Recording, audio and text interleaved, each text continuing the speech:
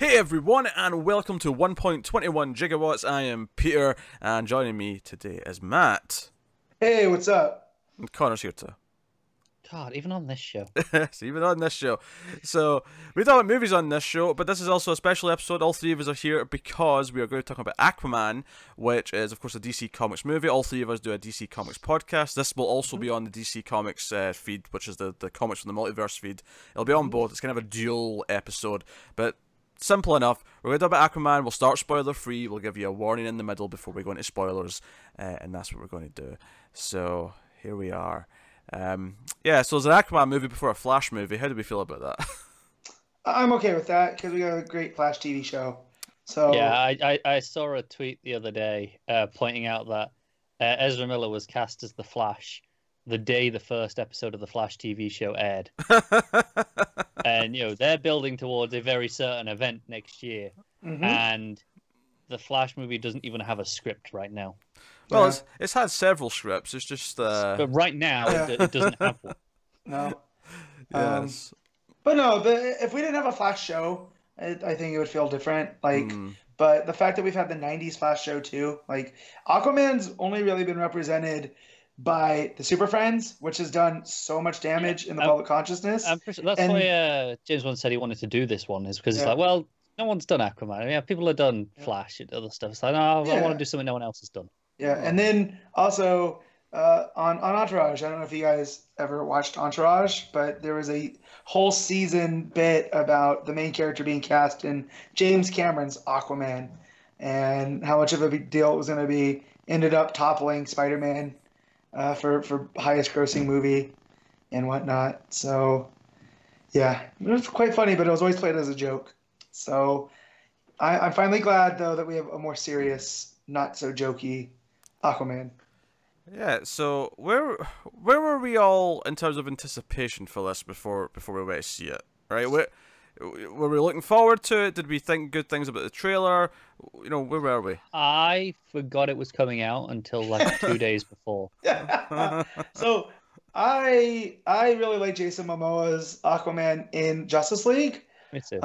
So if you go back and watch that review, so I was hesitant on it. Like I wanted to see it, but it wasn't like I have to go for showing opening day. The thing is, this universe has only had one good movie so far, and that's Wonder Woman. That's it. That's the only movie I will say that's a good movie. Yeah. The rest of them have been varying degrees of messes. Yeah. So like Justice League always qualify as could have been worse, and that's. You know, you never say that's good. Well, yeah, it could have been worse. We got Batman v Superman. We've seen it be worse. Yes, yeah, So exactly. Because when I've gone back and watched, like, because Justice League's been on HBO a lot, so as I'm flipping through the channels, I'll turn it on, and it's, you know, with a year perspective, I think I was a lot higher coming out of it because it wasn't a mess and it wasn't Batman v Superman than it is now, because there's some really messy mess. things. It's just not.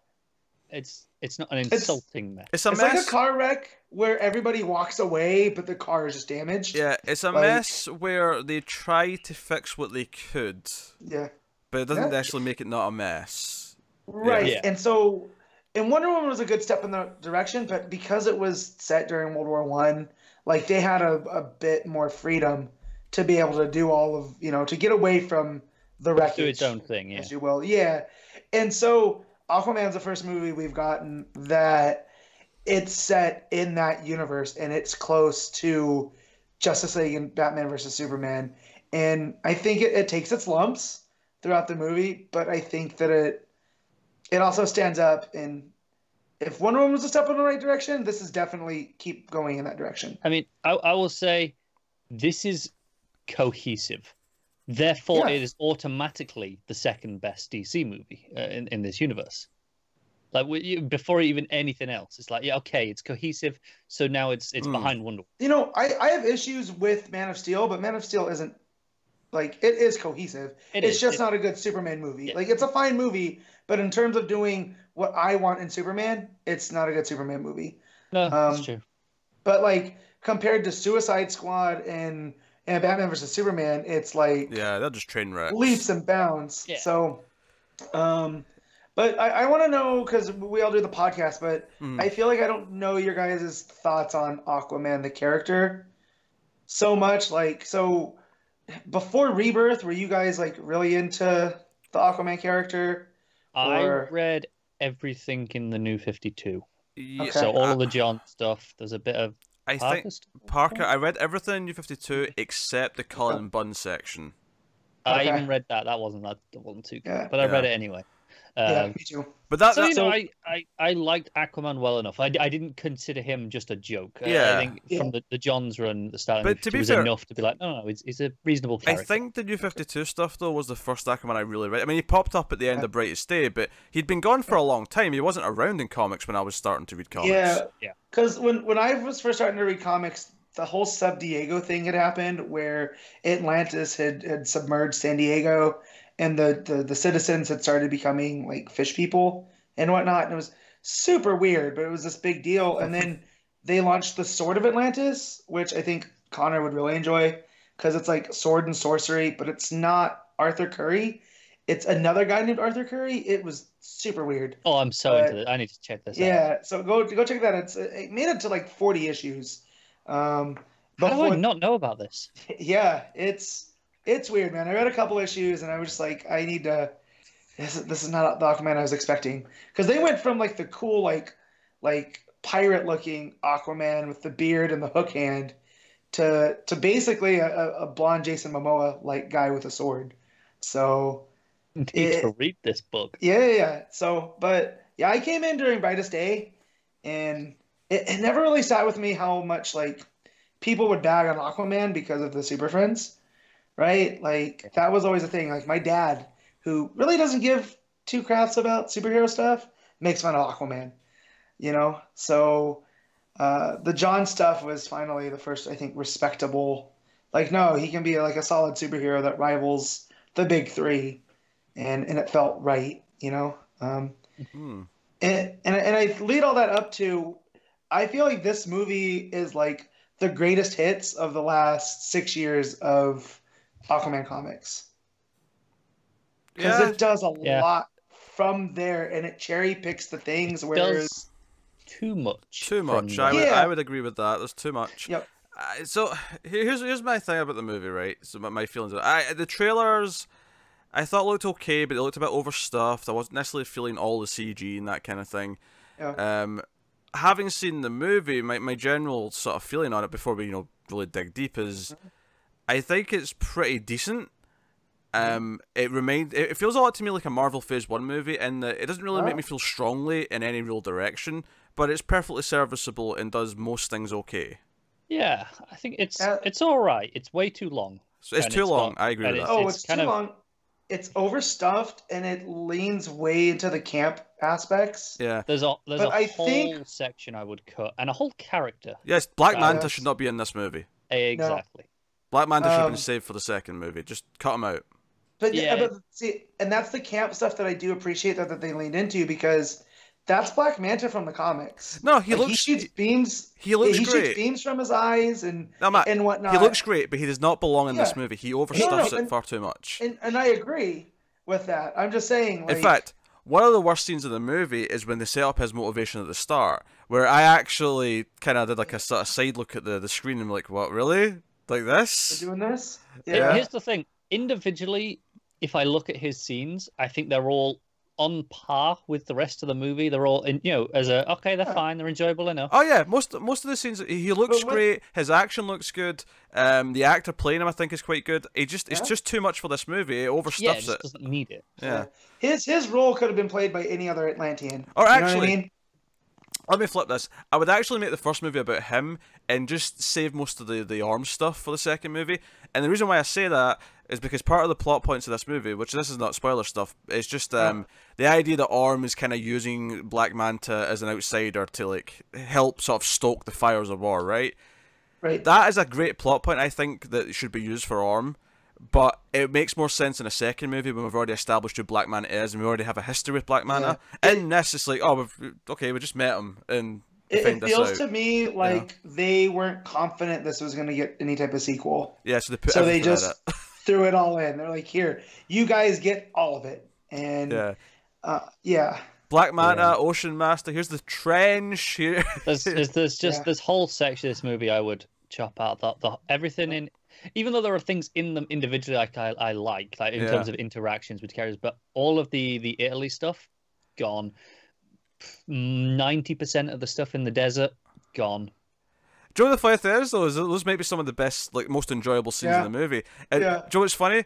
As I was watching those sections, I was like, this just turned into an Uncharted movie. Why did this happen? So you go to Uncharted, which I'm unfamiliar with. Like, I know of it, but it felt very Indiana Jones. It did, The reason why I specifically pick Uncharted over Indiana Jones for this is because Mira's relationship with Arthur and her attitude and her humor reminded me a lot of Elena from Uncharted, and the fact that it's the pair of them doing it as opposed to just him. And I just thought, go ahead, Connor. They are very enjoyable scenes, but they just feel like what are they doing in the movie? They're like a completely different movie. I think the thing for me is that I like those scenes more than I like I'd say half of the other stuff. Not all of it. Yeah. Like I think this falls into the third act trap of the third act with the CG fight underwater is just kind of like there's lots of things happening. Yeah. And it looks genuinely because kind of I feel like fake. a lot of the Atlanta stuff, while it's cool to look at when we're there for too long, you start to notice the cracks. I'll tell you why I never got bored of the Atlantis stuff. For one reason. Bright colors. No. That synth Vangelis style score that they have in Atlantis. The synth is great. No, see when they first arrived to Atlantis in the movie, I liked how it looked. It was the bridge, all the lights, the jellyfish, all that shit. The music was great, but honestly, Orm's whole plot, because he's the main villain of the movie, I felt like by the time we got to the third act, we didn't spend enough time with him, and I think this is a part of the fact that we spent all these other scenes setting up other things. Yeah. You know, Patrick, what's his face? Wilson. He's doing his best to make you hate him. He is doing his absolute best. He's a very slimy little prick. Yes, but he doesn't get a lot of time. He doesn't get a lot to do. So going into this, people were drawing comparisons to Loki, and I can see that. But at least with Loki, we got enough of him in that first Thor movie to be like, oh, well, we see exactly what he's doing. With Orm, I feel like we're just being told instead of shown. A lot of the problem is, it's like, oh, Orm wants power. He wants to be. Why? Like, you know, I don't. His motivations are very surface level. Well, because I hate myself, but I couldn't think of any other phrase. Because even in the comics, so it does something different in the comic here is that Arthur or Aquaman's never been to Atlantis at this point in the comic continuity. Which I have to admit, see at the start of the movie, I thought this was set before Justice League because he'd never been to Atlantis until they flat out mentioned, oh, you've already defeated Steppenwolf, which, by the way, not a big deal, alright? Defeating Steppenwolf, not that huge. Everyone's beat Steppenwolf. Yeah. So, but, you know, in the comics, by the time this storyline, because it's loosely based off of Throne of Atlantis, that there's been this back and forth with him and Orm. So Orm's actions in Throne of Atlantis in the comic are a little bit, you know, they make a little bit more sense because we've spent more time with him, like Pete was saying. In the movie, we're just like, hey, this guy wants power. He wants to be the Ocean Master, which is still even in the comics, it doesn't really work. Like, we call him Orm and not Ocean Master. So yeah, I appreciate he tried to make it an actual title. There's definitely moments where it gets a bit too cheesy for its own good, and I think the time where he puts on that mask and says, "You can call me Ocean Master," it was just like, oh, come on. Like, this is alternatively, those were maybe the times I'm having the most fun. Me too. So, like, the fact that they tried the mask, I was like, okay. Like, it leans in, like, and this is my biggest problem with the Zack Snyder stuff, and I feel like Zack Snyder is ashamed that he's making a comic book movie. Like, he's got to try to do what Nolan did by making it as realistic and, like, this is the real world. Where I feel like James Wan was like, no, this is not real. This is a comic book, and I'm going to make this, like, comic book AF. And I appreciate him for that. I don't think Snyder tries to make it realistic. I don't think there's anything about Snyder's movies that feels realistic. Well, I think he thinks it's realistic. Yeah. I guess. Because that's what I always hear from these people online that are like, oh, I can relate to that Superman because he's flawed and realistic. It's like, so you're telling me you're a psychopath? Like, that's... Alright, can I just on this subject, like, Superman is someone who feels different, that he doesn't fit in. that is relatable. This is the most relatable characteristic a person can have. Just because he can pick up a goddamn building does not mean he's not relatable. So who wrote this one? Let me pull up. I know Will Beall worked on it. I know Jeff Johns did the story, but it's David Leslie Johnson McGoldrick. That's a hell of a name. Yeah. And Will Beall. I feel though like they kind of made Arthur Curry Superman adjacent here because he doesn't feel like he belongs to either world, right? Oh, okay, I understand what you're saying. Oh yeah, I was gonna say, well, personality-wise, he ain't nothing like Superman. No. He's also nothing like Aquaman for that fact, but that's another debate. Well, alternatively, I mean, it's worth noting that DC don't typically go, oh, that's that version that's popular. We'll write that in the same way that a lot of the MCU characters or versions of those characters are now recognizable in the Marvel comics. Right. So we're probably I'm just saying, not getting this version of Aquaman in the comics. No, and that's fine because I do like this movie version. Again, he's Aqua Bro, and I enjoy that. But what I mean is he's like Superman in that way where we, not that it beats us over the head, but we get it a lot that he's of both worlds. And he feels like he has to choose. It beats you over the head, and I would actually argue. I would actually bring in one of my other complaints here about this movie is that it suffers from a thing that a lot of movies suffer from, which is now I don't actually have a problem with it in this movie that I'm going to reference, but I've heard of this being referred to as the Trinity effect, and what I mean by this is Mera is more likable than Aquaman. She's better at what she does. She's clearly the one who should be leading the Atlantis and taking charge. But somehow, every scene with her and him, she's like, hey, Aquaman, you're the chosen one. You should do this. You're amazing, even though I'm way more badass. Yeah, I think this gets away with it on a touch because it's, no, it's royal blood, right? It's no, you have to be the one to do it because you're the one with the claim. Sure. That at least makes it's very sense Game of Thrones in that way. Royalty's stupid, though, so I'm standing by my stance. It doesn't matter whether it's stupid or not. I mean, it is. Stupid. That's not the point. But I also credit like. But she's even got killer powers. Like, don't get me wrong, they make some good use of Aquaman's powers in this movie. But Mera's waterbending is way more interesting to watch. See, this is, I think the difference between you and me is, like, waterbending's cool, but like, when I got to see the voo voo voo effect on the big screen, I popped a little. Don't get me wrong. Don't get me wrong. I appreciate they actually went that far and did that. That's the cheese that I'm into. But there was a lot of times where it was like, towards the end, after, no spoilers yet, but Mera starts making a speech where she's like, presenting your king, blah, blah, blah, right? And I was like, this just feels rushed and cheesy, this speech. Like, there was little moments of that where it felt clunky, it felt like, I don't know. Well, this is not a movie without faults, but, like... I'm gonna say this is like the first. Like I did like Wonder Woman, but like this is the first one. Like I've been like sitting forward in my seat, being like, "Oh hell yeah, this is what I signed up for DC." In tone, in terms of embracing what it's doing, this is what Green Lantern was wanting to be. Yeah. This is like it's definitely still it's messy in places, it's overlong, but in terms of what it's trying to be and trying to take from the comics. Yeah, it feels like that's what it's trying to be, and it is doing it better, even if it's not doing it perfectly. Yeah. There's I can't talk about this yet, but there's a plot beat about 2/3 in that I really don't like, but I'll save that for spoilers. We'll get there. I'm really torn on the action because there are some bits that anything with a trident looks phenomenal, and a couple of other specific fight scenes that I like featuring the women particularly look good. See in Italy when it's like going from like it's like following Mera on one rooftop fighting some bad guys, and then it switches to Aquaman, and it keeps going back and forth. That was a nice little sequence. That was good. Yeah, the scene with Aquaman's mother right at the start, I think looks great. Yeah, and the flashback stuff. Outside of some de-aging. Sure. Not on about that, but just in terms of the actual action. But then you have stuff like on the submarine with Manta at the start, and it just feels claustrophobic. It feels like it's got no space to maneuver anything, even though the actual size of the room it's in is not too dissimilar to that opening sequence in a house. Yeah. The one that got me was Juan fell in love with that circle wraparound shot. Oh, he does that a lot. and we got it a lot. And I was like, okay, cool. I get it, man. But then I have to remember, this is the guy in Fast 7 that crashed cars through a skyscraper. So Like, You should know what you're getting into.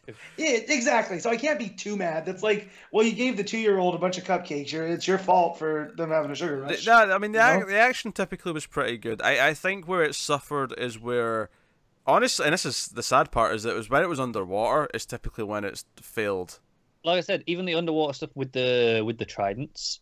Mm-hmm. You know, I think that stuff looks great. It's the battle stuff looks whatever. Yeah, well, he takes advantage in the fight scene. He takes advantage of the 3 dimensions, right? Because it's in open space, and you know, which is cool. But yeah, the big battle stuff, it just feels very CG. Yeah, like honestly, in a bad way. I felt kind of numb to how the underwater stuff looked by the time we got towards the end. Like I was really just kind of sick of it. And I feel like I think my problem with it is that I know this is hard and it's kind of like a first time thing that no one's ever done, but I felt like we could have played more with what the style of what the underwater was, because to me it felt just very generic CG looking a lot of the time. Do you know one of the effects that I really liked, and it was something that towards the end when I'm numb to everything else, I'm there just watching the hair, especially like Orm, you know, like the slicked back. It just waves just a little bit in the water, and I'm like, that's a really nice touch, and it was just consistent. And I found myself like in the battle going, just gonna watch that little like strand of hair move. I remember watching a documentary on Pixar where they were talking about Incredibles was the first time they had a 3D animated movie where the characters got wet, and so they had to create an entire new system to deal with that. And thinking on that, I haven't really seen a movie that had really done it well until Aquaman. So I'm glad Connor brought that up, because like Mara's hair looks natural. Yeah, no, that's you know good. What I mean? Like she's really underwater. I mean, I think you can maybe have some criticisms that somehow her makeup's always really good, despite the fact that she's underwater. No, it's clearly underwater makeup. They have created this down there. It's Atlantis makeup's what you're saying. Yeah, all right, it's clearly water resistant. All right. Well, I think that should lead us out to talk about the cast actually then, because we got obviously a whole cast. I actually want to make my biggest complaint cast-wise right now. Flashback young Arthur, the teenager one, is atrocious. So terrible. That scene with Dafoe teaching him how to do the spinning staff water thing. Yeah. His acting in that was like the worst thing off the CW. So, it was like terrible. Whose nephew do you think he was? Oh yeah, probably Momoa's. Do you think he's Momoa's? Do you think he's James Wan's? Like, who is he related to? Because he was not higher for his acting ability. I'll tell you that. And you put him against Willem Dafoe too, which you're not doing him any favors. Which, by the way, this really made me laugh on Twitter. I saw someone labeled like an image of him from Spider-Man saying Willem Dafoe, and then from this saying William Dafriend, and I really thought that was funny. It is good though. Like, Willem Dafoe. It's one of those. It's simple, but it works. It's good. But see, here's the thing about Momoa. Momoa is an interesting one because I think he has charisma. I think he has presence. He is charming as hell. But he reminds me of, like, say, Arnold or guys like that, where he's not actually a great actor, you know, in a traditional sense. Yeah. Like, and I get the version, like, when they cast him, they're like, well, we're gonna need you to be like kind of regal and reserved. He's like, yeah, I don't do that. I'm just me. Which honestly, like, okay. My biggest problem is he just kind of played himself. So we have this kind of bro dude Aquaman, because at one point he yells out something's badass and he's like really earnest about it, and I'm like, it just feels weird to me. Aquaman shouting out, "This is badass." Yeah, like, yeah. This is where I feel like a hypocrite when I complain about Superman versions on screen. But then again, I'm like, are there that many big-time Aquaman fans that this is going to bother? You know? Like, because I don't want to be that bad of a hypocrite, but, like, not that I want this version in the comics, because I enjoy the version we have in the comics, but I really like his... and it's probably because I love Thor so much, and he reminds me of Thor. Like, going along with that, like, going along with what I said about the writing, how Mira is actually more interesting and has more impressive powers, I do think she also kind of outacts him as well. Pretty much typically. Yeah. I would say definitely after the first third of the movie. I think she's pretty stiff in the opening stuff with her. I wonder if that's just because it's all the setup stuff that feels like we're just going through this because we have to set up the main plot. Once they escape, once they leave Atlantis, I think she's really good. All the stuff before that is a bit stiff.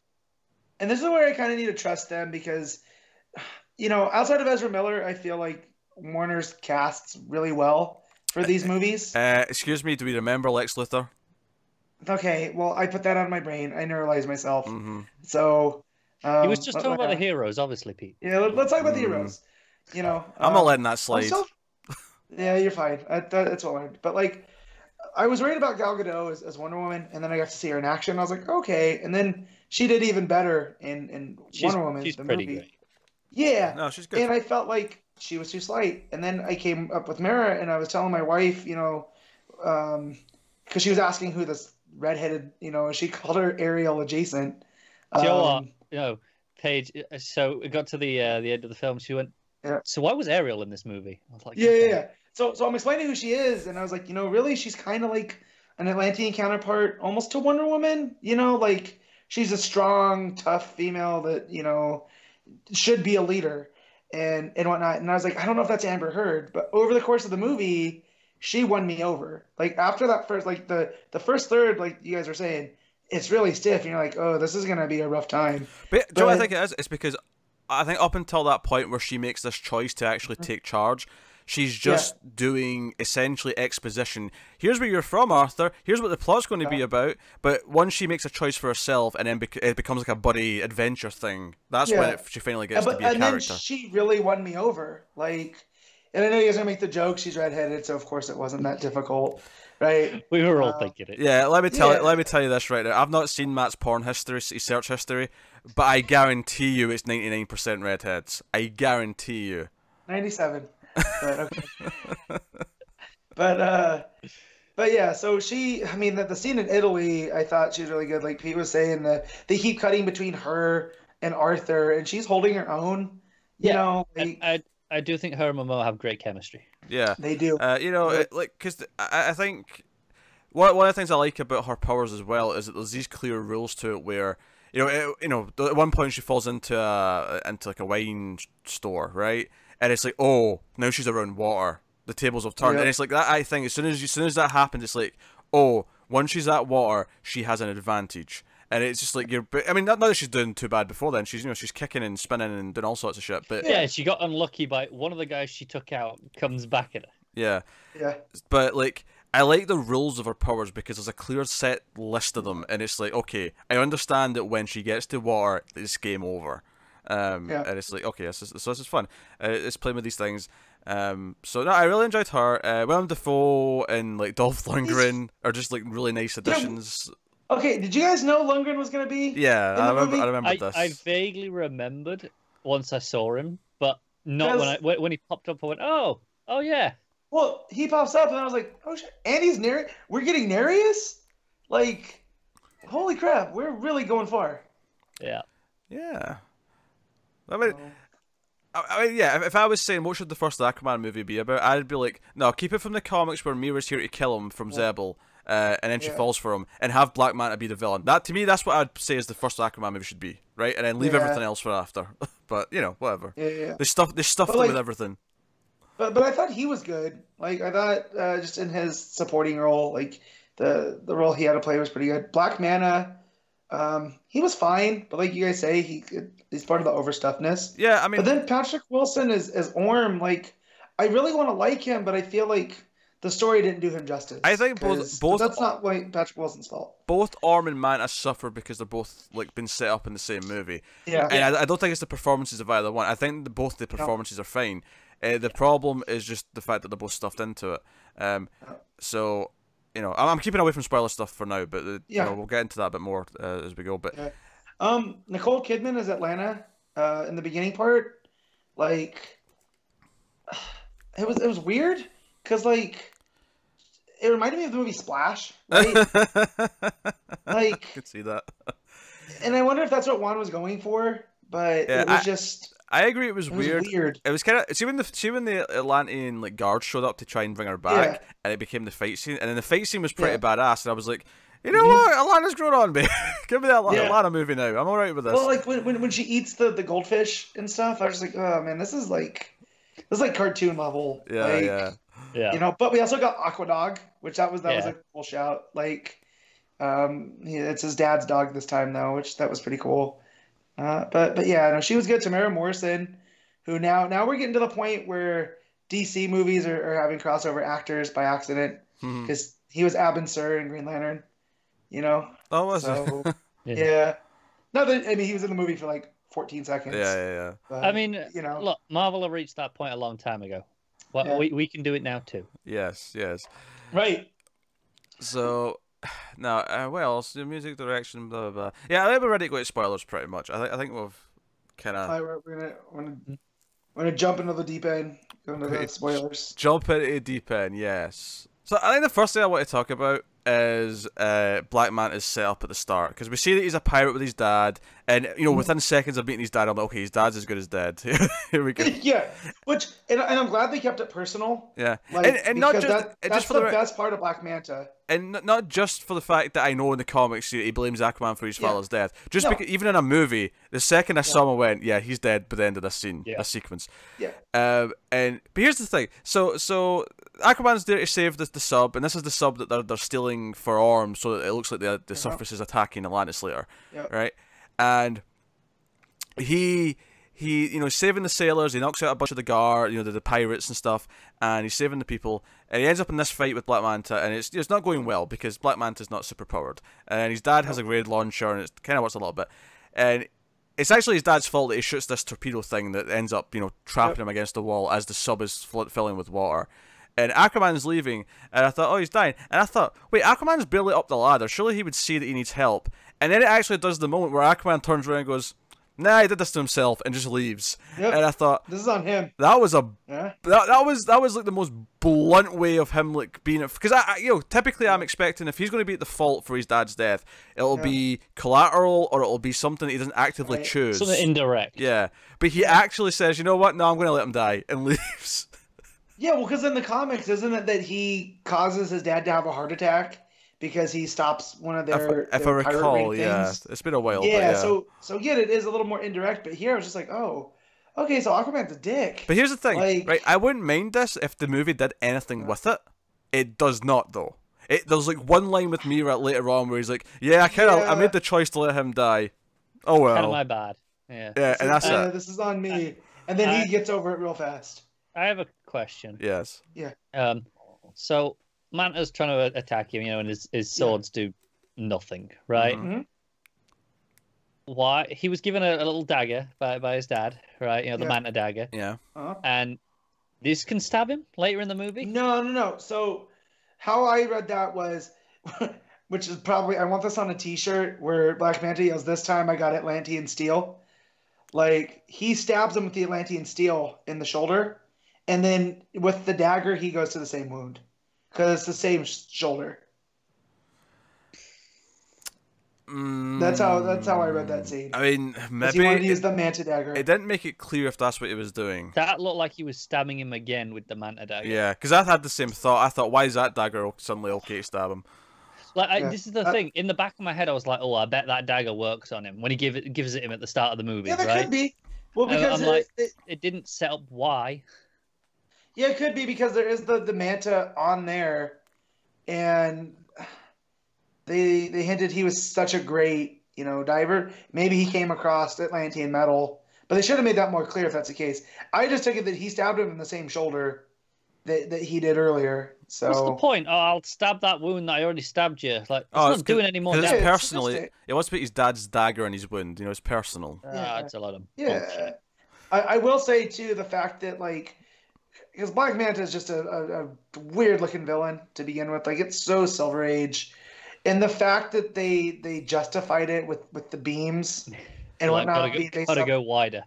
Joe was funny about that is the photo of that helmet on his desk came out on the internet several months ago, and I said it's not wide enough, it looks a bit off. And then funnily enough in the movie he basically says that it needs to be bigger, and then he has a proper Black Manta helmet. Well, but I like too that it looks like a throwback to the comics. It looks like the one that is an old school diver's helmet.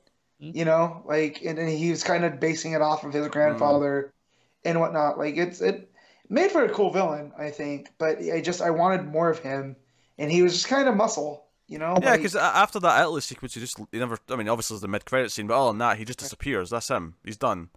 As Mira and Arthur are off to get and the fish out of water stuff, pun intended, was funny. Mira eating the rose because she thinks it's food, or I did really like how Arthur just goes along with it. It's like, yeah, sure, I'll Yeah. go those. Yeah, and then like, did you steal a boat? It's like, wait, the boats are at the pier aren't for public use. Yeah. That That's pretty great. I also like when they get to Atlantis, he goes, "Why would there still be a bridge underwater?"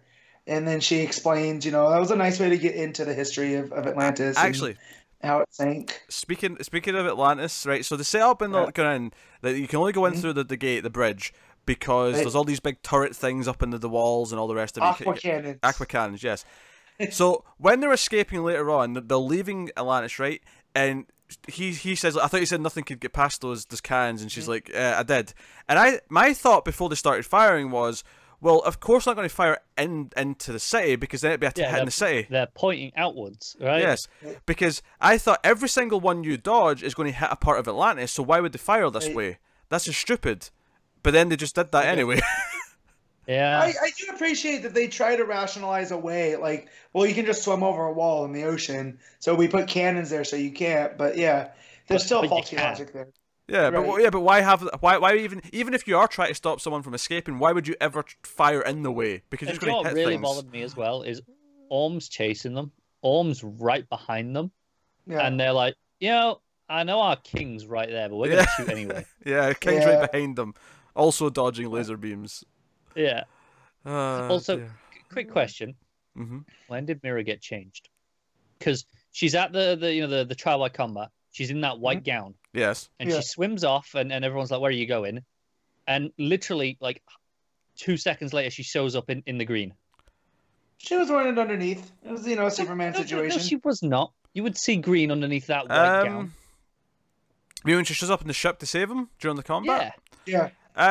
At least it's off camera, so I can buy that she went and did it. Sure, but because why would she take the time to my change there and then? my bigger issue is that she's got like her Uncharted desert wear on during all the desert stuff, and then she has it on when they're in Italy, and then for some reason, once they get to the secret area near the core, she's got her green suit back on. It was weird. I was like, where was that hiding the whole time? You didn't. It's not like you were carrying a bag. Yeah. But which leads me to probably the biggest plot point I really don't like is the fact that his mum's still alive and like hidden in the center of the earth. It was coming from the de-aging though, right? Sure, yeah. Because why but bother also, de-aging otherwise? You just cast someone younger. Well, and that's what I mean, that it came from the last 6 years greatest hits, because that was the point of the Jeff Parker run. Yeah. Was that she's still around, and she's been kept away to keep him whatever safe and stuff. I think it bugs me more because it's in the same movie as the origin. See if this was the third movie and they revealed she was still alive, because it never bothered me as much in the comics when they did it. But, right. Because he's had time away from her for so long, and he's had to deal with being king and what it meant for her to basically sacrifice herself. It really reminded me of this year's Tomb Raider movie, and it really annoyed me. I'm with you.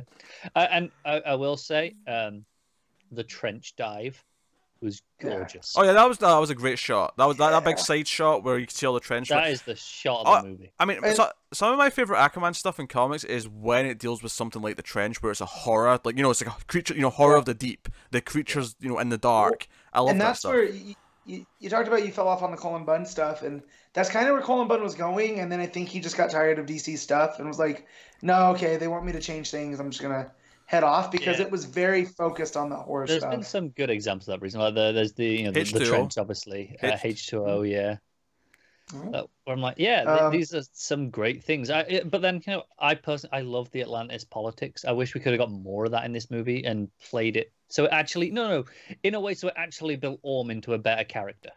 Well, yeah, because I kept saying that people are saying like, he's DC's first sympathetic villain, and I was like, kind of not. I thought that's sympathetic. Are people saying that? People are saying that because of the reasons why he wants to attack, which in Throne of Atlantis makes sense. Like, they've been dumping their garbage, they've been doing this, they've been waging war. I get that, but he but then feels like a power-hungry megalomaniac. Yeah, he just wants power. Then we see scenes, right? But then we see scenes of him going through and just wiping the floor with other kingdoms, and because that was he's not sympathetic at all. Yeah, because he kills that king or queen, and then he's like, hey daughter, fish daughter, you're now queen, so give me your army. Like, right. So not only that though, like, because the thing is, early on when that tidal wave hits, when when Arthur's with his dad, and my first thought was, this is really random as a tidal wave, and it was fine because it was, this is Orm doing his thing, like he's attacking the shores. Yeah, but at first it felt like, is this supposed to be aimed at Arthur? Yeah, that's what I thought as well. But so that happened, and then we see briefly on the news all the trash. There's everything we've polluted the oceans with is washed back up on shores, and I thought, this is an interesting thing to tackle. But then I felt like the movie just kind of ignored it for the rest of the film. Like there was no build up to it. There was no follow up. Because it gets away where I feel like had Orm had this, not even a speech, but just references to Volko, like land or sea, I can lead them better than what they're doing. This is why I need to rule and whatnot. And I feel like it was a missed opportunity. You know?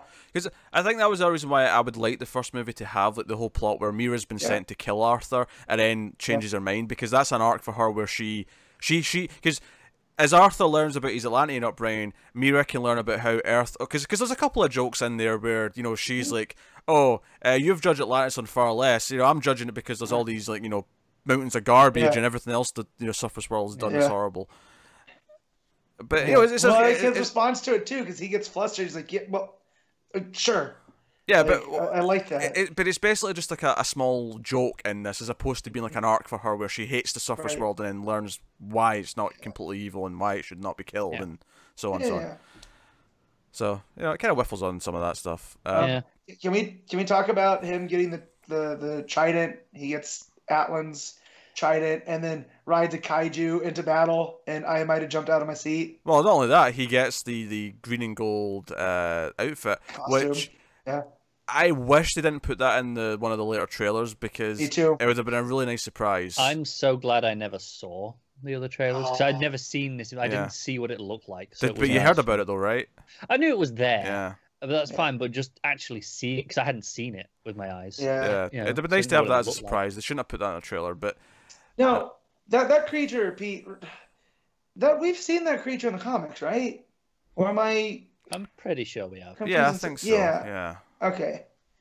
But that was pretty cool. I like that they went there. I like that it was this whole Guardian, like, it gave it, like, there's a lot of allusions to King Arthur and the Arthurian legend, and I feel like this was the sword and stone moment. It was very much the Lady in the Lake. Yeah. Yeah, and I like that, and it was like, well, if it's not you, you're gonna join the other dead bodies. But if it is you, then it's you are the king. I feel like it should have done more. I feel like it also never, like, you could tell from a couple of scenes of this, but even the Atlanteans were surprised that he could communicate with like sea life, right? And I feel like it never did much with that to kind of like, not even necessarily explain why you can do it, but just like have everyone react more appropriately. Like, wait, you can do this? This giant kraken was like, wait, you can talk to me? What's going on here? Yeah, you understand me. No one's ever talked to me before, not in a long time.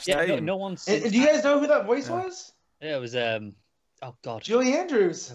Thank you. Yeah, I saw that when I was waiting for the end credits and stuff, and I was like, wait, Julie Andrews. They announced this like 3 weeks ago. See, and then I don't pay attention. Again. Yeah, I only know because I've learned, like, the group made a big deal about it. Gotcha. Like, when it comes to these types of movies where I'm already going to know what's going on with the stories because they're based off of comics I've most likely read, I try to stay away from production stuff because I still want to be surprised. Like Shazam, I know Shazam's kind of leaning on the Johns and Frank story, so I don't need to know too much else. Yeah. That's how I felt. That's how I felt here. So, like, the fact that Dolph Lundgren shows up and Julie Andrews is the voice of the Kraken creature. But what I'm getting at though with my complaint there, that it doesn't feel like they build that up enough where it makes him feel special. That he's not even just that he's strong as an Atlantean. He has this extra ability. They don't really explore that. They don't really like make a big deal out of it. And I think a lot of the things in the movie feel kind of like that to me, where they kind of put things out there in one or two scenes and mention them, but they're very light. They're very fluffy. It felt kind of like almost like a really big budget, like kind of how sometimes I'll complain about how the CW handles certain plots. And I'll just kind of, it felt like a $200 million CW episode. No, there's ways. For me, specifically in superhero origin movies, there's a point that's make or break. Mm-hmm. And it's always the scene where they decide, screw it, I'm going to go be a hero. Yeah. Right? That's the moment where it gets to me or it kind of falls a bit flat. Like, For Wonder Woman going through the trench. It's like, no, screw this. Yeah, that was a phenomenal scene. That you felt that in your gut. Right. Or even like I think Batman Begins is a weirder example because of the way they tackle that, but the moment where like Gordon sees the bat signal for the first time is probably where I'd call that moment. There's a great. It's done excellently in Spider-Verse, right? Yes.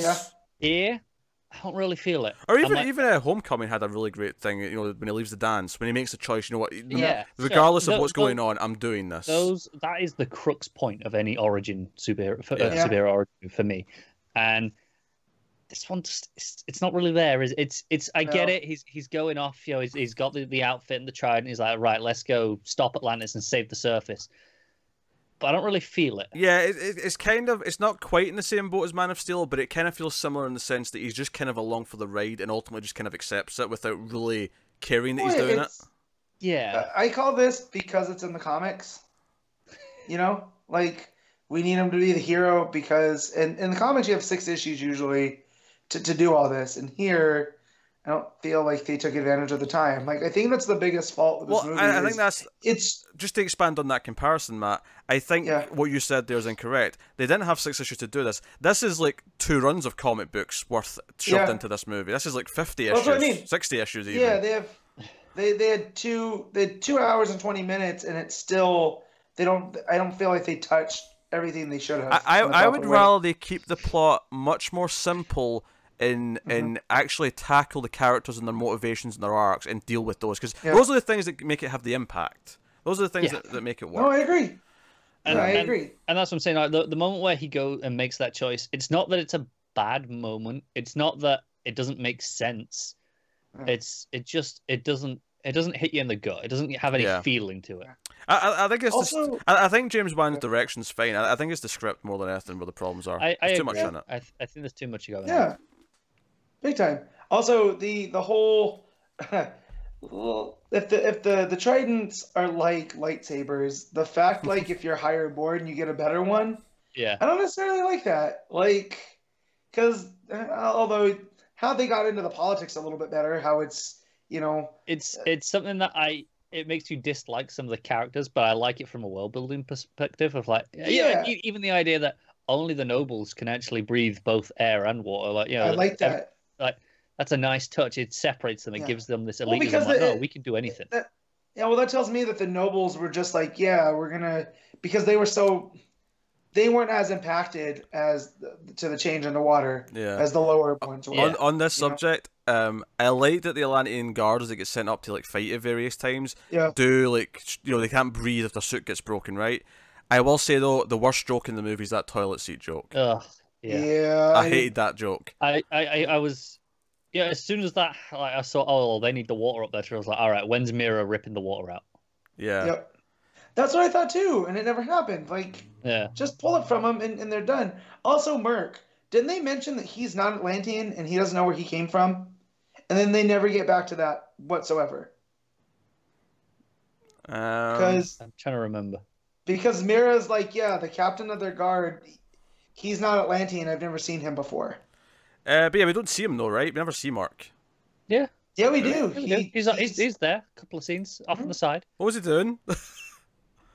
He did not leave an impact. He doesn't look Atlantean. He looks weird. Like he stands out. Like he's pallid. He's not really doing a lot though. He's mostly just kind of there. But he is there for sure. Yeah.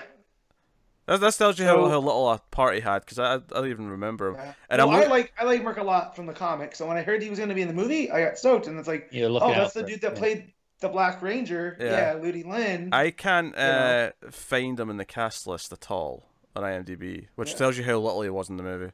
Yeah. Yeah.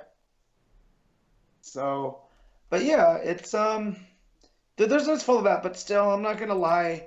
I had a really good time. That's the thing I keep coming down to. It's like this movie is messy in the sense that there's so much going on that shouldn't be. But everything, at least I understand where everything fits. It follows on in a mostly logical progression, even if it feels unnecessary. Yeah. But mostly I had fun. Even in the segments where I'm like, no. That Italy section, cut the whole thing out. It was a really fun section. Yeah. Like, I enjoyed it. It wasn't like Justice League where I was sitting there going like, oh, well, this this could have been worse. Oh man, we narrow miss there. This was like, oh my god, I can't believe I'm seeing Throne of Atlantis stuff. I mean, I can't believe Orm's wearing the Ocean Master. I can't believe like Aquaman's riding a kaiju into battle. yeah. I mean, I think it could have been worse. I also think it could have been better. Like like I think ultimately I come down to this kind of, like I said, it's decent, fun. But I don't think it's like a great movie. I don't think it even I don't think it's even a good movie. I think it's a fun time. No. I won't say great. I think it's enjoyable. I think it's good. Like I haven't bought a DC movie since Man of Steel. I will own this one. I think it's decent. It's enjoyable, but it's not a good movie. Yeah, the writing's just not there to call it good. I don't think the script's just not good enough. Yeah, it feels overstuffed. Fair. Motivations just don't feel earned, or it's not even necessarily feel earned. They just don't feel like there's enough weight behind them where I really care. Any of them. They tell me the motivation. Yes. Yeah. But I don't get anything to back it up. Yeah. Again, I feel like this could have been 2 movies, and they just squashed it into one. Had they had 2 movies to expand on a lot of the complaints we had, they're still probably not like the greatest movies. You know what I mean? Well, they could be a lot better. Yeah, because once they got to they got to the Kraken and like the Trident and all that. From that point on, there's not much to talk about plot wise. Like they show up, there's a big battle underwater. It's mostly just kind of hard to watch, and you can't really make out what's happening for a lot of it. And then I thought the actual Arthur Orm like ending, kind of like where he wins, just kind of felt weak. And then you got your mid-credit scene that sets up that Black Manta's out for revenge still and wants to come back. But when we saw Dr. Shin on the TV early on, I got excited because that's a comic book thing, like one of the most interesting elements to come out of the Aquaman run.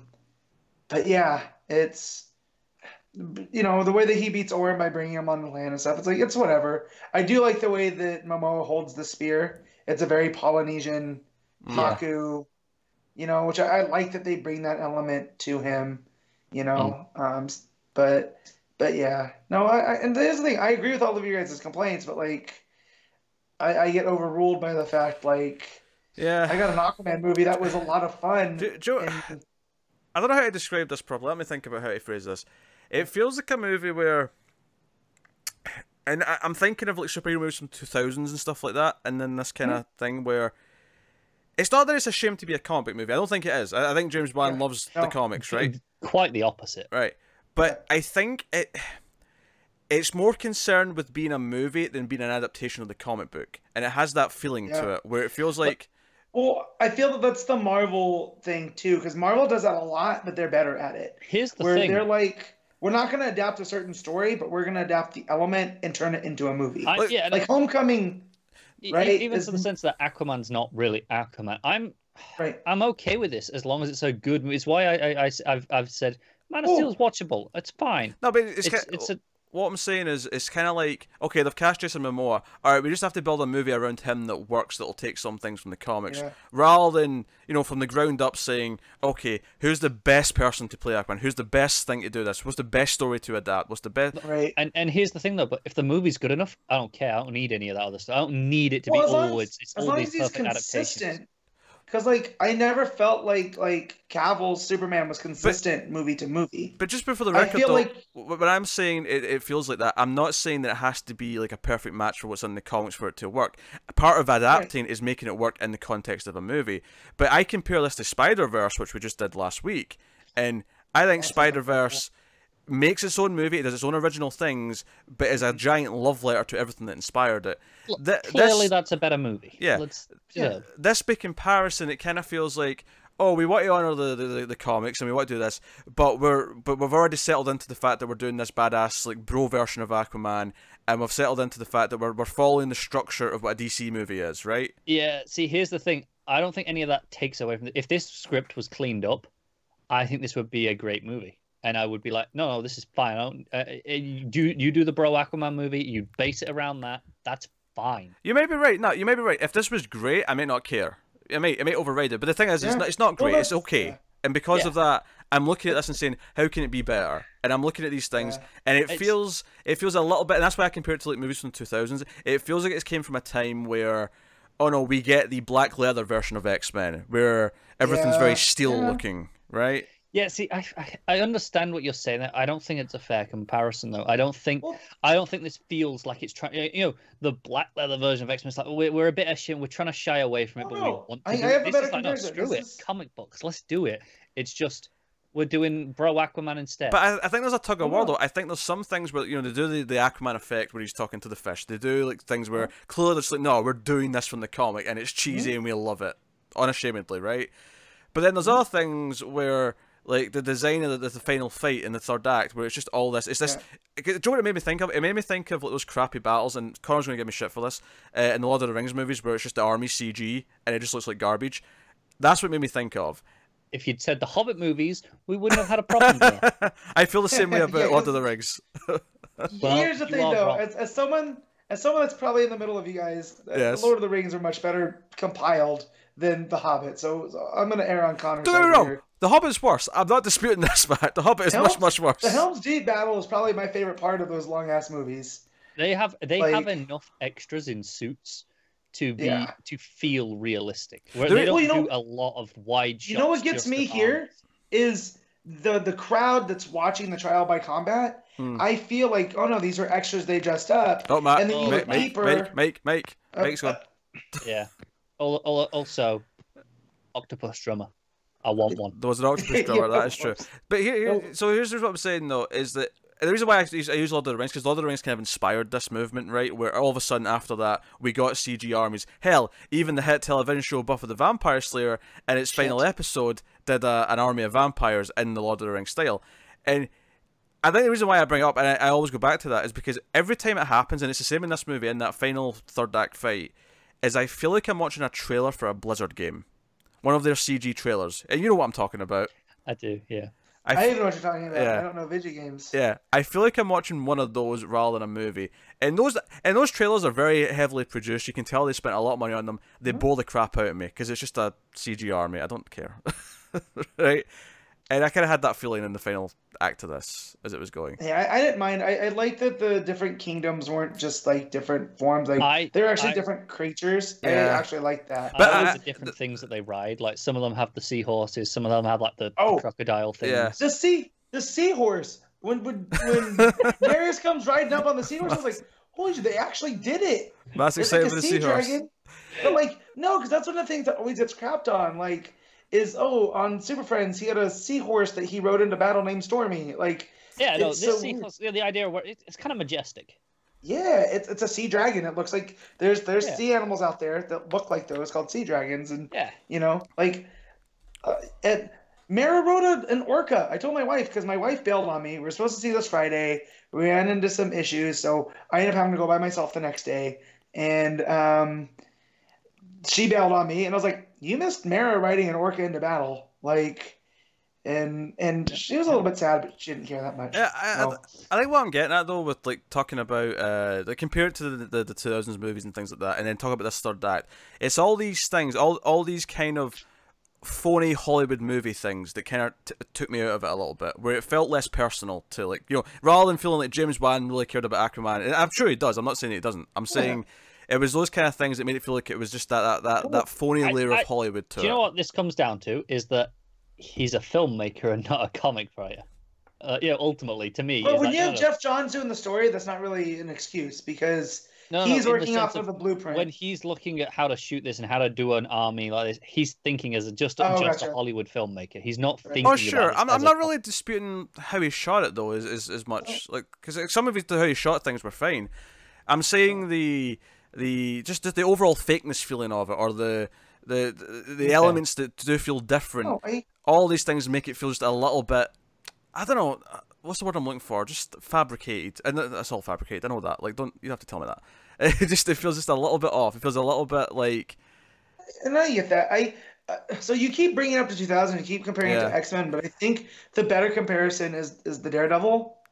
The Ben Affleck Daredevil. Yeah, that's fair enough. Because I feel like Mark Steven Johnson really did care about making a Daredevil movie. Just the choices that he chose to focus on, kind of a miss, but He's just a terrible director because that and Ghost Rider are both garbage.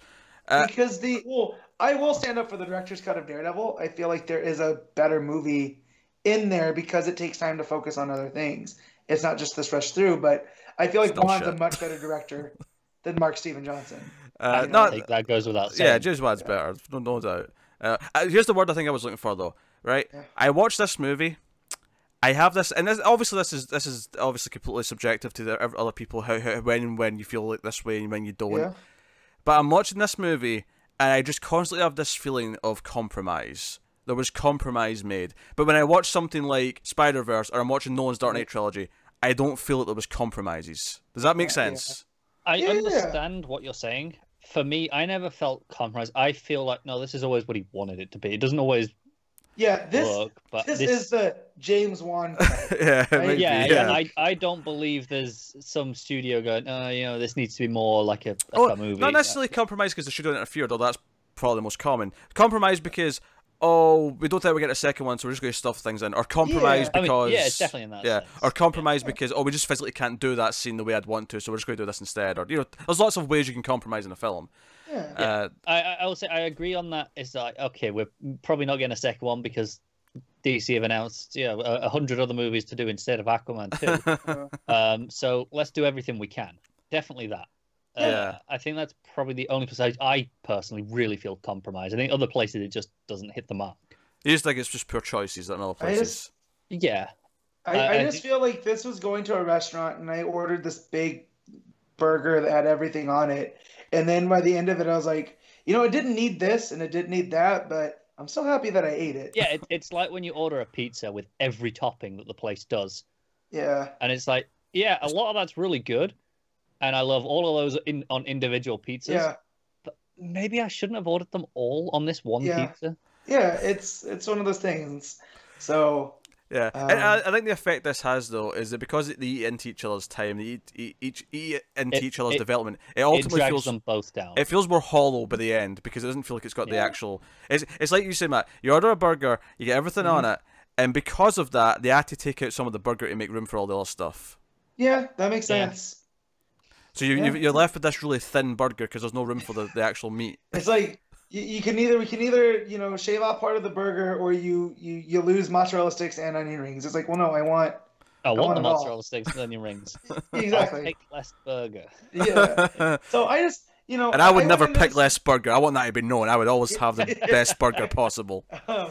I just like. I'm just I don't want it to feel like I'm just making excuses for it because I'm a DC fan and I want to win because I don't feel like this. I felt like that was Justice League, but I left this movie going like, I'm glad this got made. I'm glad the public has a decent Aquaman movie. Yeah. Here's where I come down at the end. I don't know if I'm ever going to watch Justice League again. Yeah? I don't know if I ever feel the need to watch it again. I'll watch this again. I had enough fun with this that sure, I'll put this on. Even Wonder Woman, which I really enjoyed Wonder Woman, but I haven't really seen it since the theater. Here's the thing, I've not watched Wonder Woman yet again either. I'm more likely to watch that again than this. Easily. I'd watch both of them. I think these two are head and shoulders the best. Yeah, this made me want to watch Wonder Woman because I remember the parts that I really enjoyed from there. I don't think this is, like I said earlier, this isn't even a good movie, but it's an enjoyable movie for me. I think Wonder Woman makes more of a heart and has a better, like, I am a superhero, this is why she's important story to it. It works better. Also, the scene where she goes through the trench is just worth the entire movie. Yeah, so like I'm glad that the Warners and DC are moving in a direction because we're getting Shazam next, and that looks, delightful. And then James Gunn's working on a Suicide Squad apparently, so maybe that'll pull that from the depth because Suicide Squad can be good. Like it's a concept that can work. I mean, the next few are Shazam. What's that? The Joker movie after that? Yeah, but that's not going to be the same. Like no. But just in terms of DC movies, Shazam, because Shazam's not part of this universe either. I don't know. I feel like they can surprise us. Do you think? I think. I mean, there's references in the trailer to that Batman and Superman exist. No. They exist. I think it exists in a version of the DC universe. I don't think it exists in this version necessarily. But. And Matt Reeves is still for all the better, to be honest. This universe, I mean, even though I like Wonder Woman a lot and like whatever, like I would rather just get rid of this universe and start again. I'd keep Wonder Woman. Yeah. I'd keep Aquaman. Yeah. I'd keep Cavill if we could have him smile. Yeah. Well, because Cavill is good in, the back half of Justice League when he can smile with his weird lip. I want to tangent slightly just into like a complaint I have about the internet, right?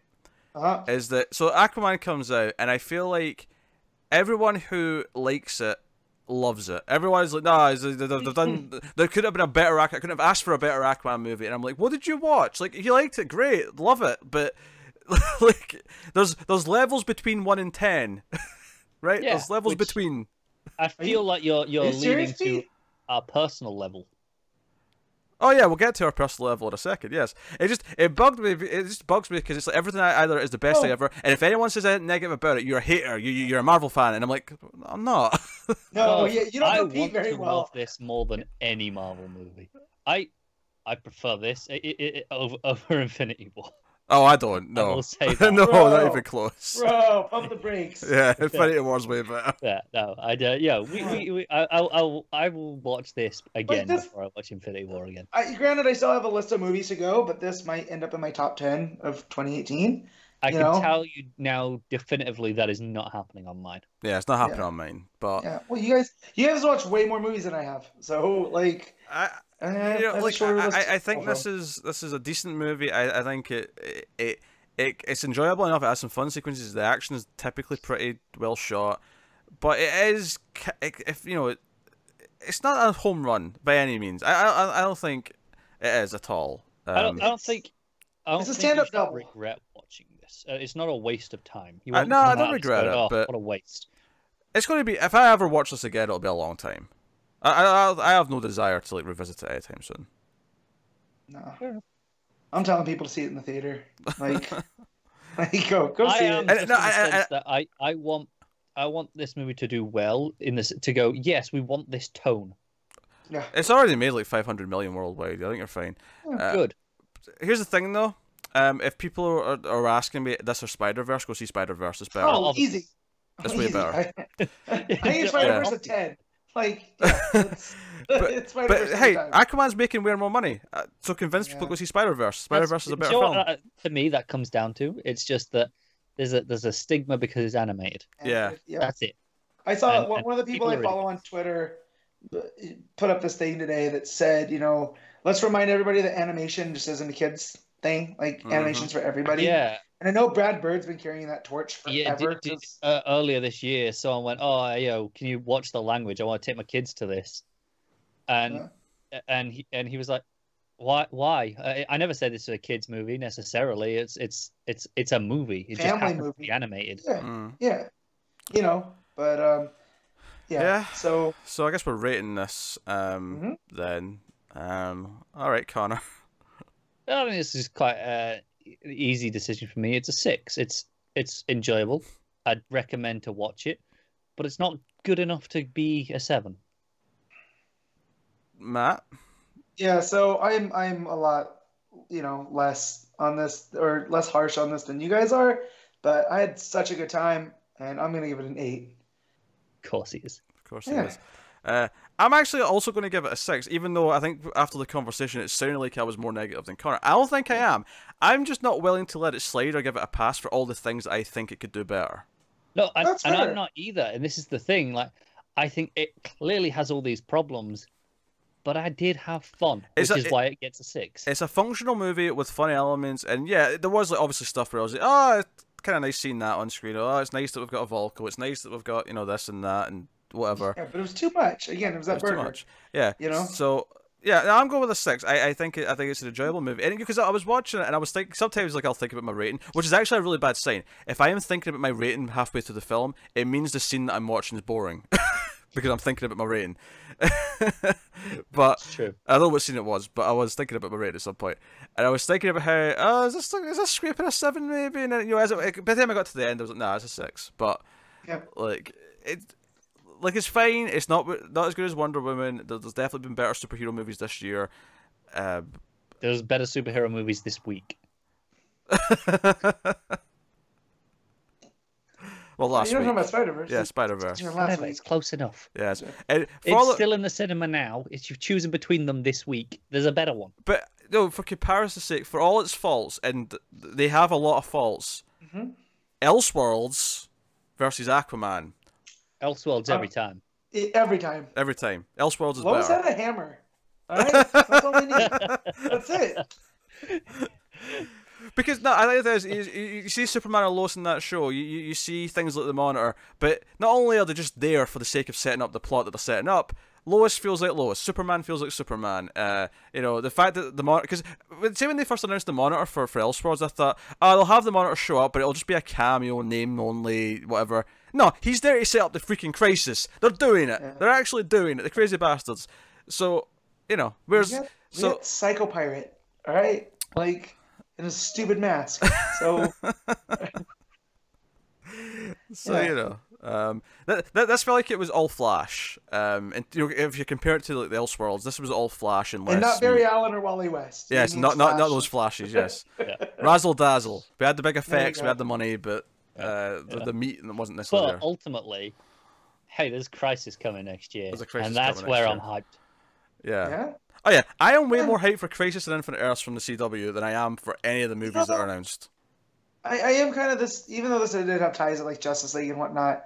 I do feel like it's a standalone, and not that I have Marvel fatigue, but like the fact that all the Marvel movies build on each other, and this one just felt kind of by itself. I enjoyed that. Yeah, no, it's genuinely refreshing that. Yeah, sure, it mentions Justice League like once, and it's set after that. It doesn't matter. Justice League basically could have just not happened, and this movie would be absolutely no different. Do you know what I say? This was making me think of like Marvel Phase 1. Not exactly in the same way, but it was kind of making me think of it. I almost felt like this was an admission after Justice League. No, we rushed to do that, so we have to actually go back and do Phase 1 again properly, and we're starting with Aquaman and Wonder Woman. Like, we have to slowly do individual movies before we try and throw them together into some insane team. Which is why we're not got a Justice League 2 coming in a year's time. Yes, or 5 years' time. Probably. Yeah, we've got 100 other movies to get through first. Apparently. I love how people use Marvel fan as an insult. The internet's great. You guys keep being you. Yeah. No, seriously, I remember when BVS came out, I was offering my critiques because I think that movie's a goddamn mess. We were angry on that. My review of that was, I don't know if I left my garage open. Should I leave and go check? No, but when that movie came out, when Batman v Superman came out, I was offering my critiques to someone online, and because I was remotely negative and not praising it, you know, without question, I was referred to as a Marvel fanboy, which is funny because anyone who knows me knows that I pick DC over Marvel every time. It's funny because I can see, you know, some of the complaints I had about this movie, right? I can see the comment section under this because here's the thing: people write comments and react to what we say. They don't go back and correct it based on something we say. Yeah, I can see there being a comment going, "Oh, you Marvel fanboy, complain about this," and then later on get to the point where I said, "I'll take this over Infinity War." Yeah, because that's the internet. Yeah, I learned from Wreck-It Ralph Breaks the Internet. Just never go to the comments. I'm sure there's a lot of you lovely people in there. Oh, sure. But no, don't worry. We check the comments. Don't worry, we're reading them. If anything interesting pops up for Matt, I'll tell him. It's fine. Like, it's funny because the internet has this thing where you either love something or hate something. There's no in between. And keep in mind, the reason why I critique Batman v Superman, the reason why I critique Man of Steel, this goes for all of us, but the reason why I do it is because I love those characters. I love those comics. I critique out of love, and it upsets me when they're treated like this.